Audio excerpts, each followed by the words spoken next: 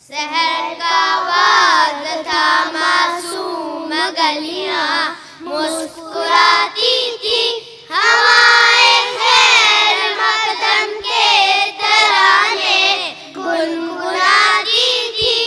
अभी जिब्रील भी उतरे न थे काबे के मिंबर से कि इतने में सदा आई अब्दुल्ला के घर से मुबारक हो शरे हदो जरा तशरीफ ले आए मौलाया सल्ली व सल्लिम दाइमन अबदन अला हबीबिका खैरुल खल्क़ि कुल्लिहिम।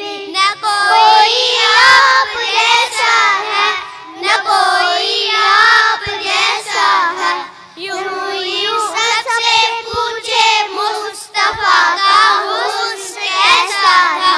ज़मीनो आसमां में कोई भी मिसाल ना मिली मौलाया सल्ली व सल्लिम दाइमन अबदन अला हबीबिका खैरुल खल्क़ि कुल्लिहिम।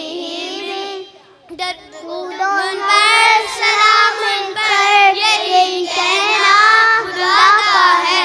खुदा के बाद जो है मर्तबा सल्ले अला का है। सल्ली व सल्लिम दाइमन अबदन अला हबीबिका खैरुल खल्क़ि कुल्लिहिम।